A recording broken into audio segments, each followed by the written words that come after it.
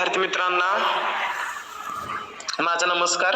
आणि आपण आता प्रश्नानुसार आपण त्या धड्याची सुरुवात करूयात. आता सगळ्यांना माहिती आहे की गणित हा विषय खूप असा रुचकर आहे की ज्यामध्ये सगळ्या संकल्पना येतात. गणित कुठं नाहीये असं नाहीये. तर काही मी प्रश्न विचारतोय सुरुवातीला, तर त्याची उत्तर द्या. सगळ्यांना क्रिकेटचं ग्राउंड माहिती आहे?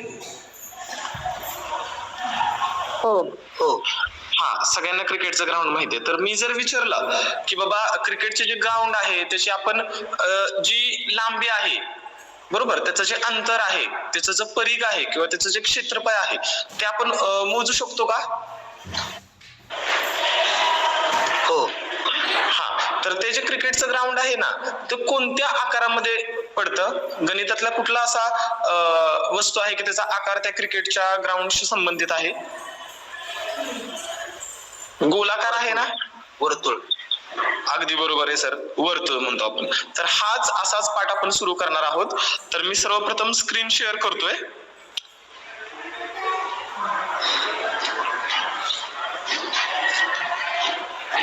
हा, सगळ्यांना स्क्रीन दिसते?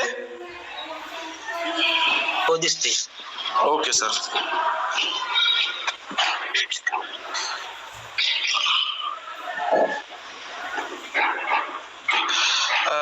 सर्वांना पीपीटी दिसते का? हो दिसते. ओके. तर आता आपण सुरुवात करूयात इयत्ता 7वीचा टॉपिक वर्तुळ म्हणून, की जो गणिताचा भाग आहे. तर आता ह्या वर्तुळाबद्दल काही प्रश्न आहेत. वर्तुळाची निर्मिती कशी झाली, त्याचा परिघ कसा असतो, त्याच्यामध्ये त्रिज्या काय असते, जीवा काय असतो, व्यास काय असतो, ह्या सर्व घटकांचा अभ्यास आपण आज ह्या टॉपिक मध्ये करणार आहोत. तर मग कसा असतोय वर्तुळ, काय असतोय त्याचा परिघ, ह्या सगळ्यांची संकल्पना आपण आज समजून घेणार आहोत. तर सर्वप्रथम सगळ्यांना एक आकृती दिसत आहे का? बघा, सर्वांना एक आकृती दिसते? हा, तर त्या आकृतीमध्ये सगळ्यांना हे समजत असेल की तिथं त्रिज्या, जीवा व व्यास ओळखा आणि म्हणून एक आकृती दिलेली आहे.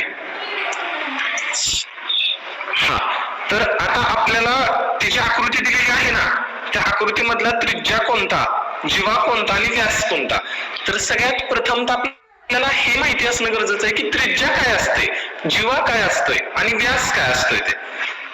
मला कोणी सांगेल का त्रिज्या काय असते ते?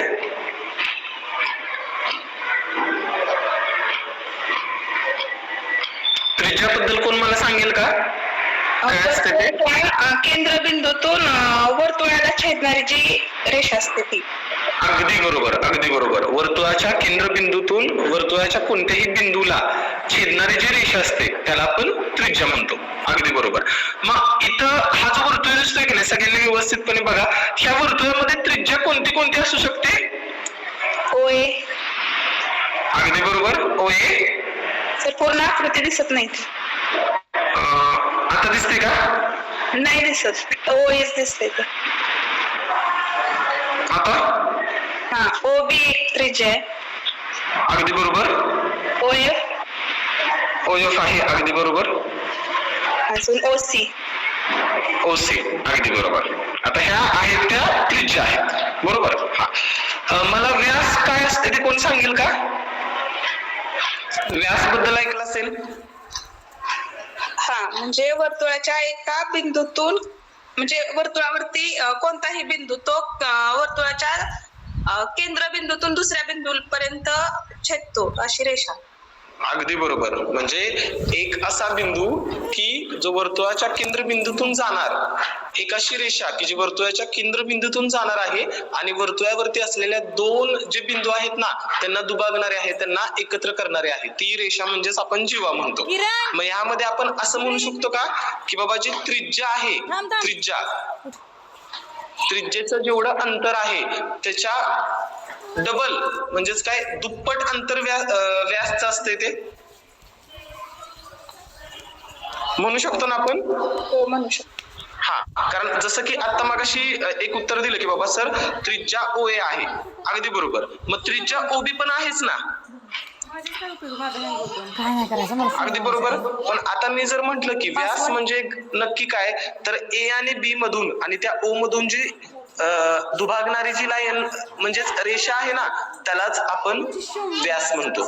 म्हणजे ह्याचा अर्थ काय की जे व्यास आहे ना, व्यासला आपण दुप्पट त्रिज्येचा गुणाकार असंही म्हणू शकतो. म्हणजे त्रिज्येचं जर दुप्पट केली तर तो आपल्याला व्यास म्हणून मिळतो. मग ह्याच्यामध्ये मला असं सांगाल का की व्यास किती आहेत? एकच आहे का व्यास? नाही. हा, CF जो आहे तो दिसतोय का सगळ्यांना? बघा एकदा. हा. हा, तर CF हा आपण व्यास म्हणू शकतो का? हो. अगदी बरोबर आहे. CF हा एक व्यास आहे. AB हा एक व्यास आहे. बरोबर. हा, पण माझा एक प्रश्न आहे सगळ्यांना, जी A बिंदू आणि D बिंदू दिसतोय सगळ्यांना? हो. हा, तर A आणि D बिंदूला मी व्यास म्हणू शकतो का? नाही म्हणू शकत. का मॅडम, सांगाल का कोण की का आपण व्यास म्हणू शकत नाही? ती एडीची जी लाईन आहे ना ती केंद्रबिंदूतून जात नाही, ओ मधून जात नाही. अगदी बरोबर, अगदी बरोबर. जी एडीची लाईन आहे ती केंद्रबिंदूतून जात नाहीये. त्यामुळे मी स्पष्टीकरण सांगताना पहिल्यांदा व्याख्या सांगितल्या की त्रिज्या म्हणजे केंद्रबिंदूतून वर्तुळावरती कुठलाही बिंदू आहे त्यापर्यंतची जी रेषा असेल त्याला आपण त्रिज्या म्हणतो. आणि दोन बिंदूंना जोडणारी केंद्रबिंदूतून जाणारी एक रेषा आहे त्याला आपण व्यास म्हणतो. आणि ही जी लाईन आहे ना ए आणि डी तिला आपण जीवा म्हणतो. जीवाचा अर्थ काय होतो की केंद्रबिंदूतून न जाणारी आणि दोन बिंदूंना जोडणारी रेषा.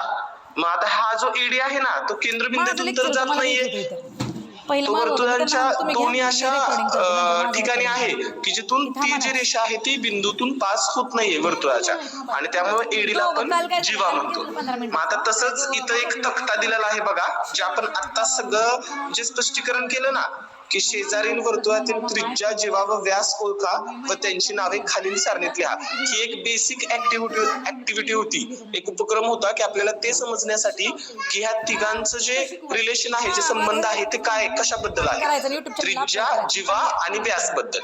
तर आपण एक्झॅक्टली ह्या सारणीमध्ये आपण लिहू शकतो की आता जे आपण डिस्कस केलं की OA ही त्रिज्या आहे, जीवा एडी आहे, व्यास हा O2B आहे, हे सगळे पॉइंट्स हे आपण ह्या सारणीमध्ये भरू शकतो. हे झाले आपले पहिली ओळख की जी त्रिज्या, जीवा व व्यास बद्दल होते. आता सगळ्यांना एक कुतूहल असते की जे मी सुरुवातीला सांगितलं होतं की एखादं क्रिकेटचं ग्राउंड आहे तर त्या ग्राउंडची आपण पाहतो बघा, क्रिकेट पाहताना आपण पाहिलं ना तर एखाद्या प्लेअरनं जर 6 वगैरे मारला तर ते किती मीटरचं डिस्टन्स आहे ना 6चं हे समजून येतं बघा आपल्याला, येतं का नाही? की 50 मीटरचा आहे की 100 मीटरचा आहे की बाबा किती आहे. तर हे सगळं जे आहे ना त्याचं जे ऍप्लिकेशन आहे ते ह्या पॉइंट मधूनच आपल्याला समजून येणार आहे. वर्तुळाचा परिघ की ज्याला इंग्लिश मध्ये आपण सर्कमफरन्स ऑफ सर्कल म्हणतो. मग आता वर्तुळाचा परिघ काय असतोय, जसं की आपल्या सगळ्यांना माहित असेल, परिमिती कुणी ऐकलंय का रे? परिमिती काय असतं माहितीये? म्हणजे चारी बाजूंची बेरीज करतात ते. अगदी बरोबर, चारी बाजूंची बेरीज करणं. मग आता वर्तुळामध्ये पण आता आपल्याला माहिती आहे की वर्तुळामध्ये बाजू जी आहे ते पूर्णपणे संलग्न असते.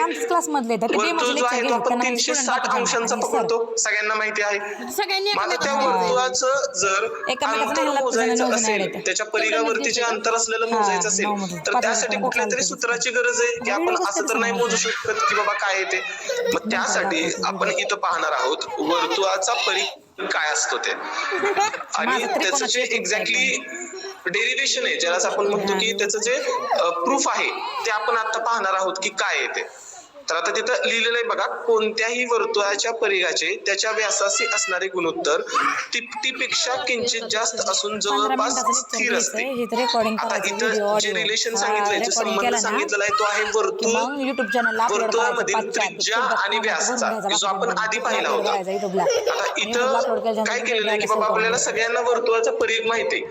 आपण सगळ्यांनी ऐकलेलं आहे की 2πr याबद्दल काय ऐकलं असेल? कुणी ऐकलं आहे का वर्तुळाच्या परिघाबद्दल?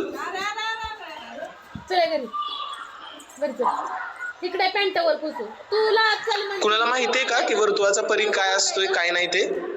बरं ठीक आहे, माहित नसेल तरी काही प्रॉब्लेम नाही, सगळ्यांनी व्यवस्थित कॉन्सन्ट्रेट करा. आपण शिकूयात आता की बाबा वर्तुळाचा परिघ काय असतं ते. आता ह्या वर्तुळाच्या परिघामध्ये एक ग्रीक लेटर आहे पाय म्हणून, ऐकलंय का सगळ्यांनी? हा, मला कोण त्या पाय जे ग्रीक लेटर आहे ना त्याचं मूल्य कोण सांगेल का किती असतंय ते? 22/7. अगदी बरोबर. त्याच्यामध्ये आपण दोन मूल्य पकडतो त्याची, एक 22/7 10 मिनिटाचं झालं, आणि त्या 5 मिनिटाचं राहिलंय. 22/7 जर आपण एक्झॅक्टली त्याचा भागाकार केला तर येणार उत्तर पण 3.14 असं 15 असते. मिनिटात बरोबर. मग आपण एक्झॅक्टली जो इथं स्थिर संख्या जी यूज वापरणार आहोत ना ती आहे पाय म्हणून. पायचा अर्थ होतो एक ग्रीक लेटर आहे ते. आता 2πr इथे खाली लिहिले बघा. ही स्थिर संख्या पाय या ग्रीक अक्षराने दर्शवली मी आता जाते. काहीतरी माझ्या ही मोबाईलला केलं संख्या ना परिमेय संख्या नाही हे थोर गणितज्ञांनी परिश्रमाने सिद्ध केले सगळ्याच आहे. रेकॉर्डिंग म्हणजे याचा अर्थ काय की जी पायची व्हॅल्यू आहे आपण जी स्क्रीन पण रेकॉर्डिंग होती नाही 22/7 म्हणजे 3.14 ही जी व्हॅल्यू आहे ना ही एक ग्रीक वर्णाक्षर आहे बरोबर. पण त्याची जी व्हॅल्यू आहे ही परिमेय संख्या नाही आहे. तर ही कोणती संख्या आहे? काही थोर गणितज्ञ आहेत ना त्यांनी परिश्रमानं हे जे ग्रीक लेटर आहे ना वर्णाक्षर त्याचं परिश्रमाने मूल्यमापन सिद्ध केलंय की बाबा ह्याची मूल्य हे एवढं आहे. तर आपल्याला आता कोणत्याही गणितामध्ये किंवा सूत्रामध्ये जर वापरायचं म्हटलं तर आपल्याला हेच पाय म्हणजेच 22/7 हे मूल्य घ्यायला लागणार आहे.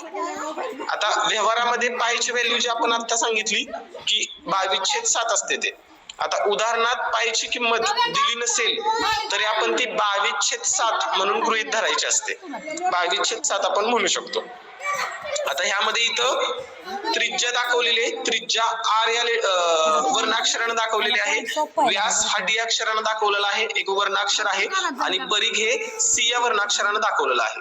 मग आता आपल्याला एक फॉर्म्युला तयार करायचा आहे की बाबा जे आपण म्हणतो ना की बाबा वर्तुळाचा परिघ इथं 2πr कसा आला.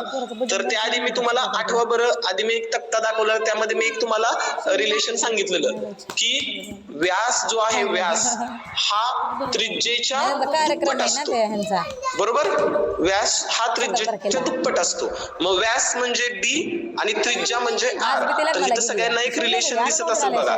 D = 2R म्हणजे D बरोबर 2R. याचा अर्थ काय होतो की जो व्यास आहे तो त्रिज्येच्या दुप्पट आहे. आणि अजून एक इथं दिसतंय C = 2πr. आता हा जो C आहे ना इथला हा C त्यालाच आपण परिघ म्हणतो. परिघ. आणि त्यालाच इंग्लिश मध्ये आपण सर्कम्फरन्स ऑफ सर्कल म्हणतो. मग त्यालाच C = 2πr. आणि हा जो आहे ना हे C = 2πr ह्यालाच आपण वर्तुळाचा परिघ म्हणतो. आणि भरपूर ठिकाणी आपण ज्यावेळेस कॅल्क्युलेशन करायचे असतात आपल्याला कुठल्याही वर्तुळाचं क्षेत्रफळ काढायचं आहे किंवा वर्तुळाची लांबी काढायची आहे किंवा काय काढायचं असेल तर ह्या परिघाचा म्हणजे वर्तुळाच्या परिघाचा जे सूत्र आहे त्याचा उपयोग केल्याशिवाय आपण त्याची गणना करू शकत नाही. हे झालं वर्तुळाचे परिघ C = 2πr. आता समजा जर एखादं उदाहरण घ्यायचं म्हटलं कारण उदाहरणाशिवाय गणित चांगलं समजत नाही. तर आता उदाहरण घ्यायचं म्हटलं तर इथे एक सोडवलेलं उदाहरण आहे. सगळ्यांना दिसते PPT व्यवस्थित? हो दिसते. तर इथे एक सोडवलेलं उदाहरण दिसतंय. एका वर्तुळाचा व्यास 14 सेंटीमीटर आहे तर त्याचा परिघ काढा. एक वर्तुळ आहे आणि त्याचा व्यास दिलेला आहे आपल्याला 14. आपल्याला त्याचा परिघ काढायचा.